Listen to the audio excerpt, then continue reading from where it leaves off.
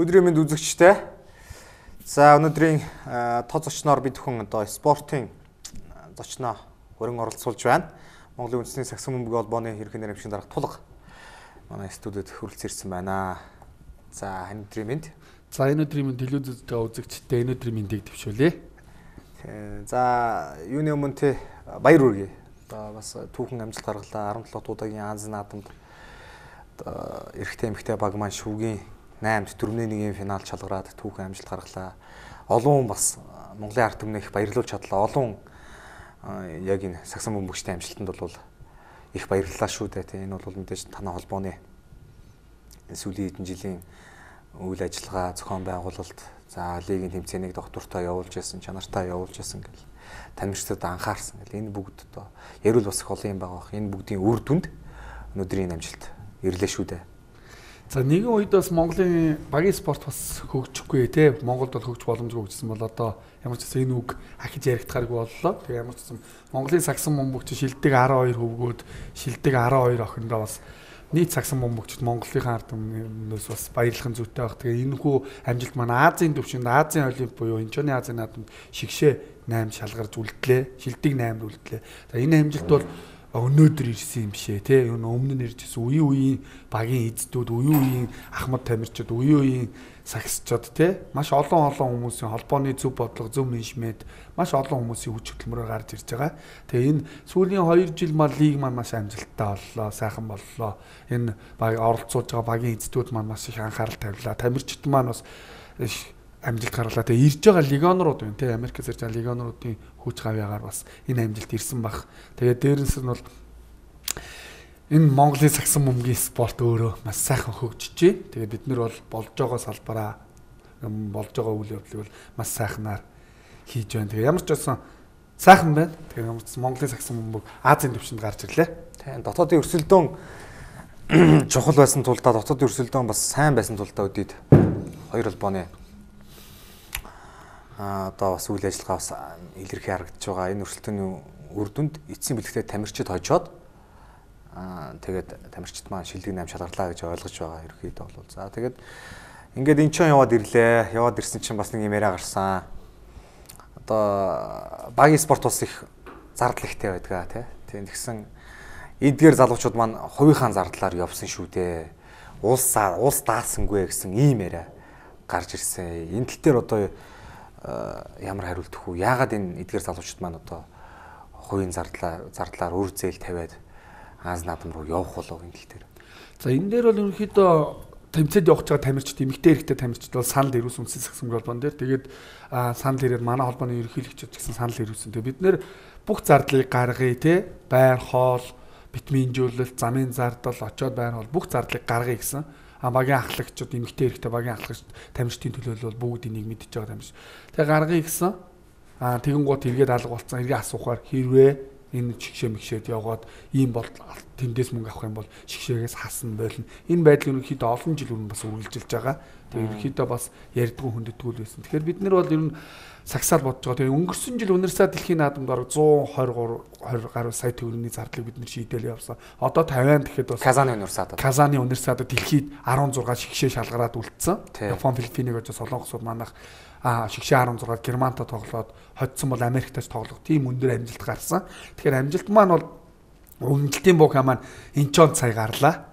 Тэгээд энэ одоо энэхүү зардлыг бол бид бүгд явуулж байгаа. Тэгээ манай одоо бас 50-нд оюутны Азийн аврагт явах чинь бас л маш л өндөр зардал гардаг. Тэ нэг баг явахад нэг 40-50 сая төгрөгийн зардал гардаг. Энэ бүгдийг бас манай холбооноос бүх юмыг дааж авч. Тэгэхээр оюутны шигшээ баг залуучууд маань явах гэж байгаа. Тэгэхээр нийт яг хичнээн тамирчин албаны үн тасалжуулагч танд ирээд одоо 50 руу яг нийт 19 өнөө бүрэлдэхүүнтэй явах чинь шүүгч. Зардлыг бол одоо манай холбооны ерөнхийлөгч нийт зардал. За нийт зардлыг одоо оюутны шаг дээр 50 сая төгрөгийн зардал гарч байна. За 50 саяыг тань холбооноос дааж. Тэгээ 100 гаргаж байгаа. Тэгэхээр ерөнхийдөө бол ямар нэг тэмцээн дээр бол тамирчид бол одоо тий тоглох л өстой.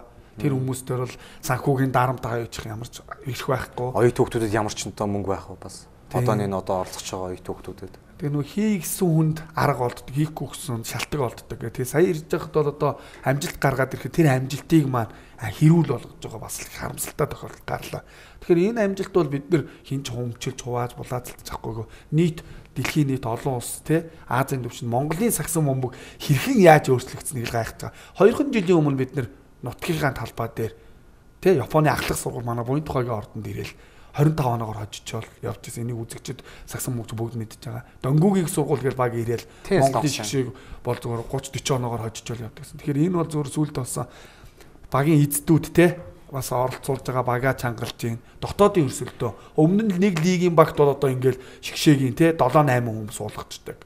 Тэгээд ерөөхдөө ганцхан баг юм 2хан багийн хоёрхол явагддаг байсан. Одоо 7 баг долуулаа тэнцүүхэн зөв бодлого зөв менежмент бас тэ нэг хэрүүл уруулын юм болдог байсантай адилхан бид нар бол эцсийн нүндээ сагсан бөмбөг зөв байх хэрэгтэй гэдэг. Энэ дотоодын өрсөлдөөн хүчтэй байсан. Тэрнээс биш хин нэг нь сарын дотор өөрчлөлтөг гэж хизээч тийм юм байхгүй. Энэ бол бид бүгдийн энэ үндэсний сагсан бөмбөгийн холбоот хэлж байгаа 10 жилийн өмнөөс Монголын сагсан бөмбөгийн 5хан багтаа лиггүй болсон, сүрийн төвцэн байхгүй болсон. Одоо үр дүн нь удахгүй бас гарна тэ. Тэгэхээр энэ юу гэхээр тим үе 5хан багтаас мөн одоо Sprite лигийн нийт 62 баг, Супер лигийн Sprite Супер лигийн 24 баг, дархан Эрдэнэтэд 10 баг, 10 баг, үндэсний Супер лигийн 7 баг гээд нийт 120 гаруй багийн 2000 тамирчинтай болсон. Сагсан бөмбөг гэдэг гэр бүл маань маш сайхан хөгжиж байна. Тэгээ сагсан бөмбөгийн гэр бүлд бас мэдээд сайнта муута, уулын мод урттай богинтой бас л үйл явдлууд болж байна. Гэхдээ бид бүгд бол хэрүүл уруул байхгүй аль болох сагсан бөмбөгөө бодоод сайхан хөгжиж болж байна. Тэгээд бодлогын хэмжээнд бол маш олон бодлогыг хэрэгжүүлж байгаа. Тийм миний хувьд одоо юу сая зариуд асуудаг учир нь тэр Казанын нодлонгийн Оросын улсын Казан хотод зохиогдсон дэлхийн оюутан залуучуудын универсал наадамд таны холбооноос тухайн оюутны шоугийн зардлыг дагаад гаргаад явсан. Энэ жил 17 удаагийн наадамд бас одоо шгшөөгийн зардлыг даая гэтэл нөгөө талаас тийм шантаж үзүүллээ. Энийг бол яг тийм бас олон хүн мэдэхгүй байгаа. Өнөөдөр нэг л Аз наадмын үеэр ч юм уу Аз наадмын дуусны дараа яагаад энэ сагсчд маань үр зээл 50 барин байж ингэж яв яацын холбооны яацын ингээл ийм л юм яриад байдаг. Яг нарийн асуудал нь ийм байгаад байдаг. Ардтал дээрээ. Тэгээд ирсний дараа бас нэг ийм асуудал гарлаа. Хэрвээ хоёр холбоо одоо ингээд дотооддоо ойлголцоод нэгдэхгүй бол ФИБА-гаас хаснаа барина ч гэдэм юм уу. Сая Японы шоугийн эрхийг бас Япон уул нь бас айхтар улс айхтар гүрэн тэгэхэд л одоо сагсан дотроо 2 задарсан хоёр холбоотой тэгэл эрхийг хасчлаа л гэж ярьж байна 2019 он хүртэл манайхыг ийм аюул нүүрлэх үедээ бодит аюул дотооддоо учраа болохгүй бол гэсэн тийм сануулга өгсөн үү? Үндсэндээ нэг ийм л юм байгаа. Монголын сагсан бөмбөгт бодит байдлыг бол бид нар бол нэг яриад байдгүй те худал үнэн гүтгэлийн шин чанартай. Сайн ажил хийхийн тулд гарч ирсэн болохоос нэр үнд хийх гэж миний хувьд бол ямар ч яваагүй. Тэгээ 10 сагсныхаа төлөө. Хэрвээ одоо нөгөө яриад байгаа хэлээд байгаа хүмүүс ямарваа нэг юм байгаа бол те бодиттой баримттай нэг ийм мэйл ирлээ гэд нэг цаас үзүүлчих хэрэгтэй. Тэгэхээр манайх руу бол хандсан асуудлууд их ирдэг ФИБА-гаас. За ингээд Монголын сагсан бөмбөгт юу болоод байна гэдэг. Өнгөрсөн жилийн ирсэн хаалнагээ дасгалжуулагчийг Монголын сагсан бөмбөгийн холбоод ажиллуулж байгаа болцсон. Тэ олон хүмүүс ФИБА руу мэдэгдээд сагсан бөмбөгийн холбоо нэг ярьсандаа байсангүй ийм мэдээлэл бидний лөө мэдээлэл ирж байгаа. Хэрвээ тэр яриад байгаа хүмүүс эрхийг хасах гээд байгаа хүмүүс байгаа гэдэг бол тийм мэйл ирлээ гэд нэг цаас үзүүлчих юм бол болж байна. Манай холбоонд тийм мэйл ирлээ. Тийм манай сагсыг ингээд бид нар сагсны дэлхийн аваргаар очиж Патер Бауэрмантай уулзсан. Дэлхийн Испани улсын дэлхийн аваргаар уулзсан. Одоо зураг хөргөнж байна. Ярилцсан асуудлууд. Хэрвээ Монголд болоод байгаа процесс тий бид нэр зүгээр хэвлийн багвар дээр уулзсан. Болоод байгаа процесс үргэлжилж байгаа бол манайх танаа холбоог бид нэр бүртгэж авъя гэсэн хүртэл асуудлууд байна. Гэхдээ бид нэр олон улсад тэгж өөрсдийнхөө муугаа үзүүлж яахын дотроо асуудлаа шийдэж. Ер нь хоёр холбоог яриад байгаа тий. Энэ хоёр холбоо гэж Монголд ер нь байхгүй шүү, байсан шүү. Яагаад гэвэл Монголын сагсан бөмбөгийн холбоо өөрөө ч юм мэдж байгаа 9-10 жил хурлаа хийдгүү. Миний хувьд цалингуу ч гэсэн ажлын хамтран ихээр ерөөсөө нүүр үүдгүү. Сүүлдээ лигийн багаас нь хүртэл тий сагсны эсрэг мэдэг гэж лигийн багаас нь хасчдаг. Зуны 4 сар ажиллуулаа хүүхдүүд нь Азийн аврагт очиж 2 хоногийн өмнө сагсны эсрэг юм хийждэг.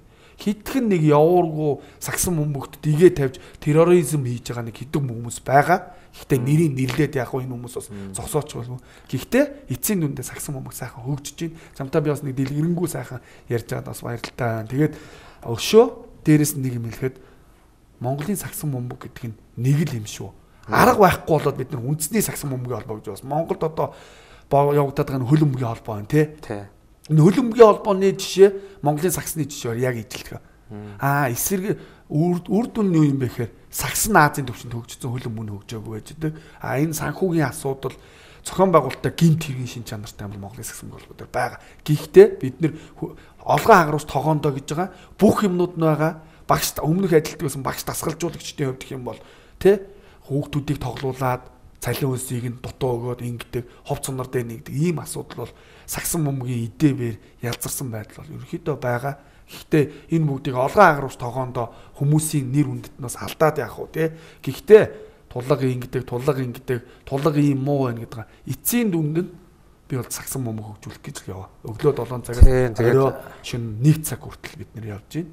Тэгээд шонгос бодцсон тэгэл их л сайн муугаараа ялангуяа муугаар их л хэлүүлэх юм даа одоо тэгэл сүүлийн хэдэн жил өөр хүн байсан бол бас тэгэл хашраал шантраал ер нь боли ингэж одоо бараг л амтны зарим хүмүүсийн хараалыг барж агаар нь болчих бас тийм үе өөр хүн байсан бол тэгээ бараг орхио явахч байсан болов гэж боддtiin. Тэгээд энэ ер нь нэгтчих байх л гэдэг тийм гордлого тэгэл ер нь гадагшаа та яг чи хэллээ шүү дээ олгоо харуулж тоон дотроо хоёр бол нэгтчих болов гэсэн ийм найдлагал байгаад байдаг. Тэгсэн сая бас нэг энэ жиш штэ тий сая азан наадмын өмнө нэгтэх гэж очиод бас бүтлгүүцсэн гэл ийм яриа гарсан тий.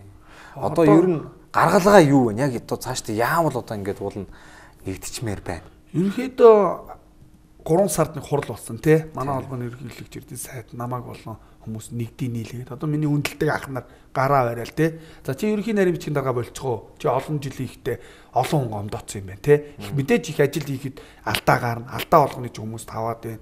Тэгээд болчих гэх юм би тгийгээл тухайн үедээ ньюс цэг юм телевизээр ярилцлагаагүй тий. Сагсан бөмбөг нэгтгэхэд өөрийнхөө ажлыг өгье гэвэл гараа барайл очсон.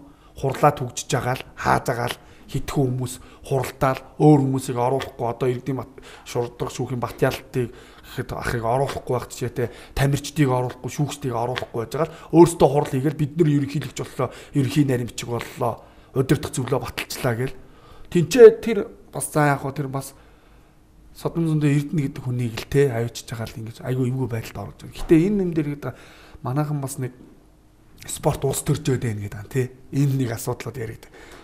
Энэ хүний аав нь Монголын сагсан бөмбөгийн яригчээр 24 жил ажилласан. Одоо бас нэг сайд байгаа тий Тангаатад 6 давхар зочид буудалд спорт бэлтгэлийн төв ашиглалтанд өгч байна. Одоо нээлттэй их чинь 3000 хүний судалтай ордон орж байна. За маш олон сая төгрөгийн хөрөнгө оруулалт. Ямар ч ашиггүй зардал гаргаж байгаа. Дээрээс нь энэ хүний нэр хүндийг гутаах гэж маш олон хөтөлбөрүүд явж байна. Ер нь дэлхийн жишгээр спорт улс төр хоёрноос ашиггүй холбоотой байдаг. Энэ юу юм бэ гэхээр спортоо улс нь харж үз төр нь хардаг. Спортын дэлхийд улсынхаа нэр хүндийг гаргадаг. Тэгэхээр нэг хүн нь спортоо харъя гэхээр улс төржөөд байна гэдэг. Эсвэргээр өөртөө мөнгө алга байна гэдэг. Тэгэхээр мөнгөгүй ховж хийгээд байгаа хүмүүс л тэр ажлыг хийх ёстой юм байна л да одоогоор. Гэхдээ энэ бодит байдал бол юм л. Тэгэхээр харж байгаа нэг энд бол ерөөхдөө нэг олон бишээ 4 5 хүн байгаа. Одоо нэг терроризм хийгээд байгаа өөрөөсөө ерөөхдөө энд эфирээр хэлэхэд бол хоёр дансаа хооронд нь шалгуулаад ч юм уу тий татврын баримт хууль ёсныхаа дагуу үзье гэдэг л. Нэгдээд нийлээд үзэхээр тэр дансанд бол мэдээж л бөөм бодлаа бөөм мөнгөний асуудал бөөм 10 гаруй жил явагдсан ийм л юм. Эсвэргээр сагсан бөмбөгийн хөгжил маш их саад болж байна. Тэрийгээ даалгав. Би шаардлагатай бол энэ ажлыг өгчөж болно. Ямар ч асуудалгүй. Өмнө жилжсэн одоо сагсан бөмбөг нэг чиглэлдээ нэг зөв бодлоготой байх юм бол болж. Тэгээ биднэрт бол хийх ажил их байна. Хамтраад нийлээд сайхан явъя гэсэн олон залуус байна. Чи түрүүн бас хэллээ. Тулгай хаширдаг юм. Нөгөө ноёнд хаанд таалагддаг, ардуудад таалагддаг хүн гэж байдаг. Би хаанч орсон банкнд орсон гэсэн чинь хүн ирээл үйлчлдэг. Хүүхдүүд ирээл та гоё хөгжүүлж байгаа юм. Тэр бүгдээс урамд юм авч явдаг. Тэрнээс биш тэр олон муу хүмүүсийн гүтгэлэг хуурамч хаягаар Facebook дээр хуурамч хаягаар муулж бичдэг, Twitter дээр хуурамч хийдэг. Хин нөгөө нэг энэ Facebook, Twitter, сошиал ертөнцид үнэн имийг те худал болгож явдаг. Тэгээд үннээр явхад өхөр тэргээ туулаагүй үтсэн эсрэгээрээ бид нэр хүнд хэцүү нийгмийг бас давж туулж гарахын төлөө сайхан спортоо хөгжүүлэхээр явж байна. Тэгээс асуух хичээлээ.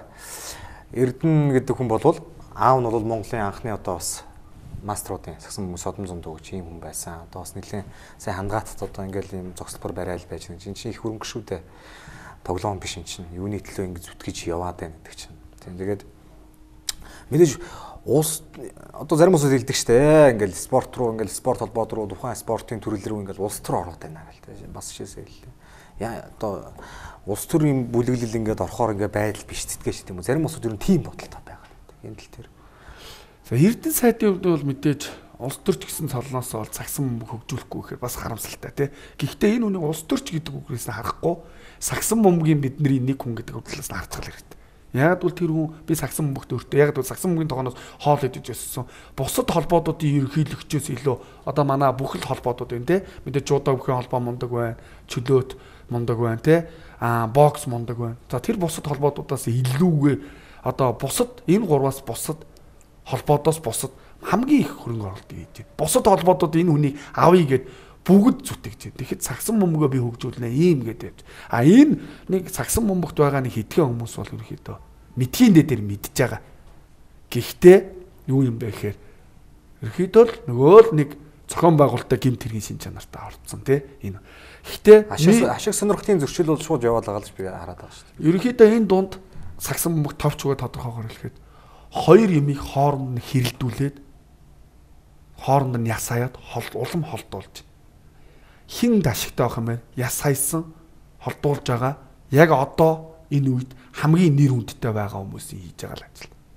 Тэр хүмүүс бол өөрсдийнхөө нэрийг мэдж байгаа. Хамгийн нэр хүндтэй байгаа хүмүүс. Гэхдээ би хизээч хүний нэр зохиж ярьсангүй шаардлагатай бол яри. Тэгэхээр би бол яг энэ хэрүүл гэж бол гэхдээ сагсан бөмбөг нь хожоод хөгжөөд байгаа ирээдүйд гарах олимп дэлхийн аварт орохын төлөө бид нэр эдээ бэрээ зэрлэх хэрэгтэй байна.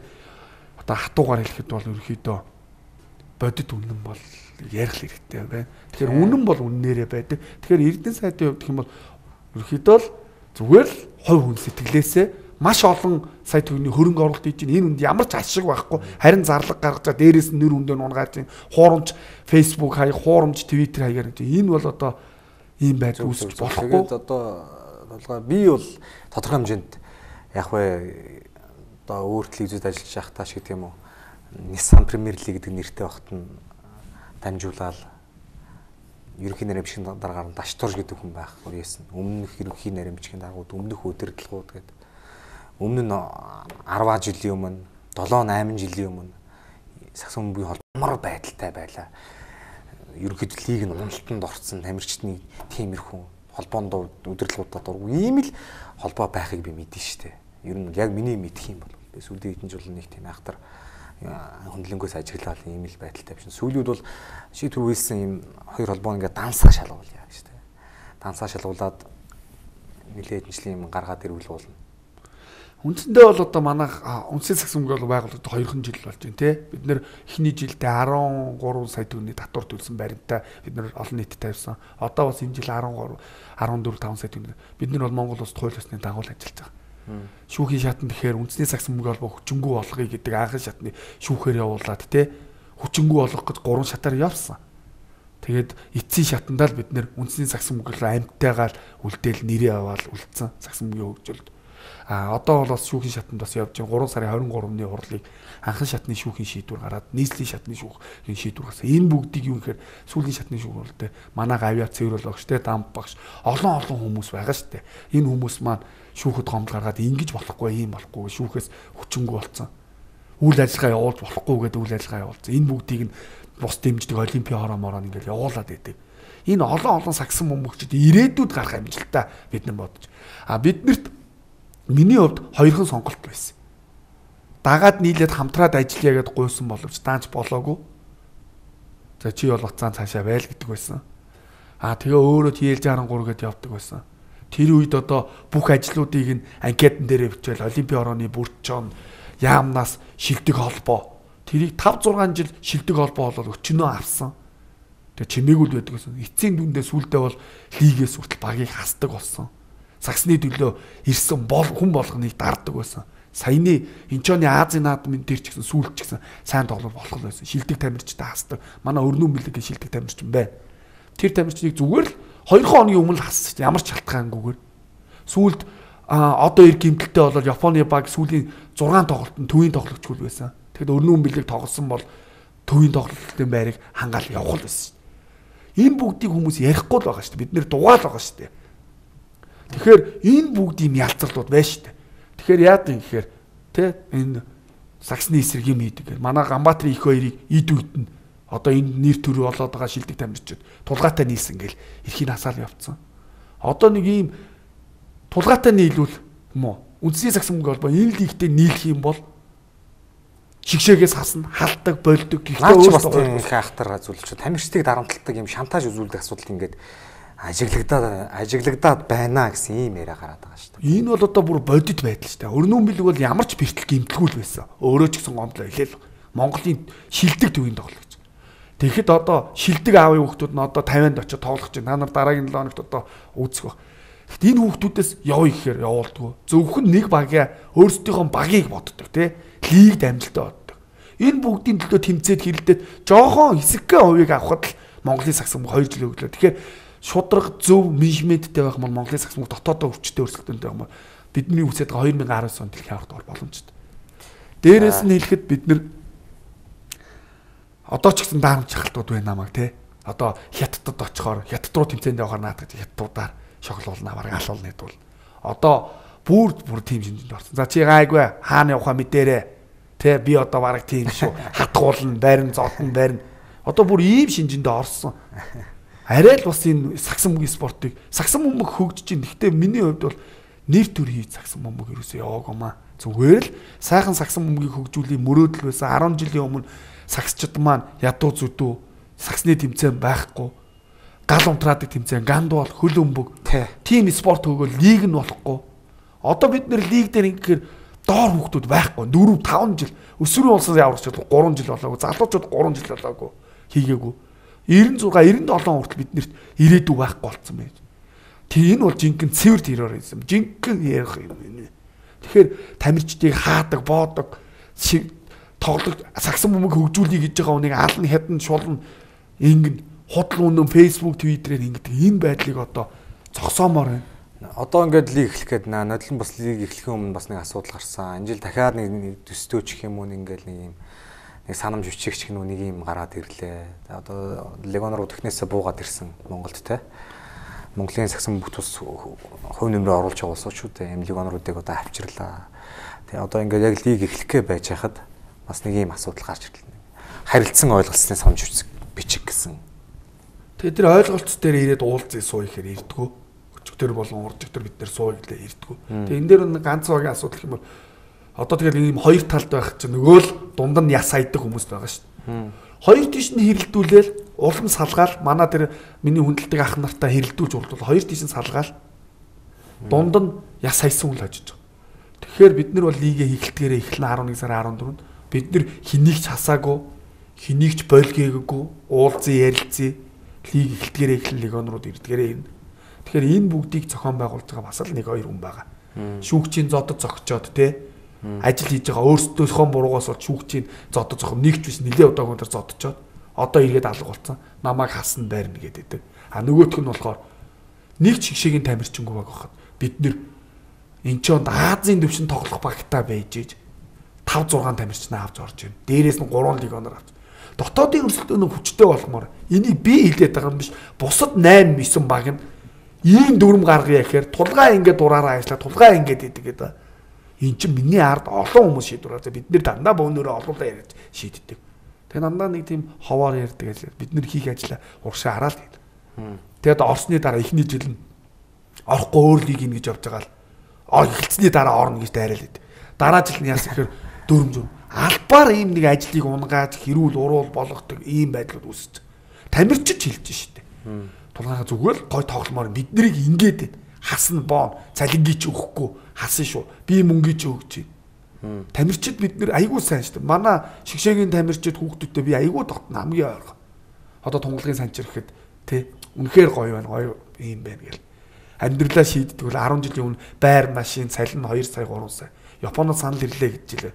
Японоос илүү лиг Монгол болж л шүү дээ. Монголын лигийг сонгож байгаа. Япон руу явах нь зөв. Гэхдээ өнөөдөр биш. Универсиад наадам дэлхийн наадам өнгөрсөн жил дуусаал байжсэн. Надад би өөрөө ерөнхий дасгалжуулагчаар явсан. Танаа санчир бэлгүүнийг Австрали, Америкийн баг scholarship өгөөд авъя л гэсэн шүү дээ. Тэгэл би за ийм боломж байна. Австрали, Америк руу гараад оюутан тоглолцвол Монголын сагсан бөмбөг та нар ирээдүйдээ залгамжлал болно гэхэд багууд нь тухайн үеийн багууд нь үгүй л гэсэн шүү дээ өөрсдөө. Одоо Япон гэж байна. Лигон руу Япон явах уу Монгол явах уу Монгол ярьж байна. Монголыг сагсан хүмүүс сонсч байна. За Япон мэдээж бейсбол, хөл өмг олон сонирхдаг хүн сонирхол нь бас боо. Тэгэхээр тэр манаас тамирчныг аваачаа тэнд аваачаа сэлгээд суулгаад юм уу те. Ингэх юм бол сагсан бөмбөгийн тэ Азад хилдэг байсан. Тийм байдал бол байгаа. Эрсдэлтэй тал. Цаг нь болохоор явах хэрэгтэй. Гэхдээ би миний хувьд гэх юм бол санчирыг бол Япон руу явуулах гэж байгаа. Гэхдээ санхүүгийнх нь байдал цалин нь бол Монголд хамаагүй өндөр түвшний болохоор хүн амьдралдаа эцтэй залуу наснда хэсэггүй хугацаанд тийм юм шийдэж чадчих. Тэгэхээр юм санхүүгийн холбоотой юм бол Монголын сагсан бөмбөг легионрууд Америкууд Азад болж байгаа лигээс илүү өндрийн шагналтай байна. Сошиал медиа илүү байна. NBA TV-ийн менежментийг хэрэгжүүлж байна. Бид нэр залуу хүмүүс би ганцаараа ч юм биш. Миний ард маш олон залуус байна. Шилдэг залуу, шин залуу.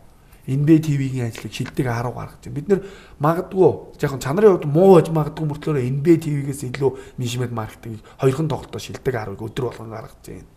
Тэгэхээр бид нэр тэр дэлхий яаж хөгжиж байна, дэлхийн хөгжлийг Монголын өрсөн тохируулаад хийж үзэж байна. Одоо 11 сарын 14-нд эхэлнэ гэсэн. Яг хэдэн баг орох чинь одоо? Одоо нэг санамж бичиг бичсэн байгаа багууд маань 2 3 баг нь бол орно гэдгийг мэддэгдээд бичгээ өгсөн. Тинчээ бол одоо нийгэмд одоо массад л одоо тий жоохон нөгөө л 2 3 жил болсон үйл явдал явагдав. Гэхдээ хэрвээ энэ үйл явдлууд тий зогсоох бол тэр хийгээд байгаа хүмүүсийг нэртэй нустай ярихад ямар ч асуудал. Миний хувьд сагсан бөмбөг зөв байх юм бол одоо ч гэсэн сагсан бөмбөгийн ажиллаа өөр сайхан залууст өгөөд зогсчих болж байна. Нэгдээд нийлэх юм бол хамтар залж. Энэ ялцрал идэ бэр арилаад хурдан арилаасаа л гэж. Ууг нь бол одоо хэлэхэд бол энэ ах нар нөгөө зарим хүмүүс хоошоо харахаа болио хэдүүлээ тий. Хойтгоо мартаад уршаа харъя. Өмнө хойно болсон юм хойтгоо үлдээгээд уршаа хараад ажлыг сагсан бөмбөг Азийн төвшөнд гараад ирчлээ. Тэгэхээр хэрүүл уруулаа болоод ивтэй байгаад хамтдаа олон улсын том тэмцээнд дотроо биш олон улсад Хятад, Япон, Солонгос, Тайвантайгаа өрсөлдөхийг хүсэж байна. За баярлалаа дуулга. За баярлалаа. Тэгээ ямар ч байсан бид нэр Монголын сагсан бөмбөгийн үнэн бодит жишээ сайхан ярьлаа. Тэгээ бид нар бас одоо удахгүй лиг эхлэж байна. Бид нэр олимпиад оролцъё гэсэн. Эхлээд тэрэгцэртэй хөгжлийн бэрхшээлтэй иргэдийн шигшээ баг байгуулад олимпиад оролцохоор бид нэр одоо ажил маань явагдаж байна. Эмэгтэй сагсан бөмбөг маань 6 жил 2000 оноос орхитоод байсан. Бид нэр одоо эмэгтэй лиг онортой лиг хийж байна. Энэ бол NCS Coca-Cola Sprite брэнд бүтээгдэхүүн 6 жил эмэгтэй лиг хийхэд шилдэг 8 гарч амж охтуудаа 50. За 21 аймагт Sprite лиг шиг лиг хийх гэж байна. Хагас амтсан болгон 18-аас доош 18-аас дээш гээд хөгжлийн одоо 10 жилийн хүүхдийн том кейс баскетбол лиг хийж байна. Он гараад дэлхийн авах, сургалтын дэлхийн авахд орох чинь универсиад наадамд орох чинь. Тэгээд Монголын сагсан бөмбөг маш сайхан хөгжин амлаж байна. Тэгээд хамгийн анх замтаа ийм сайхан дотны ярилцлагыг хийлээ. Тэгээд үзэгч та бүгд бас зүгээр ойлгоод тийм бид бол ямар ч лсэн сайн ажил хийхин төлөө явж байгаа тэрнээс биш. Сагсан бөмбөг сайхан хөгжиж байна. Баярлалаа. Сайн үзэгчтэй энэ өдрийн тод зочны дугаарт Монголын үндэсний сагсан бөмбөг холбооны ерөнхий найрамчийн дарга тулга оролцлоо. Анхаарлаа тусан та бүхэндээ баярлалаа.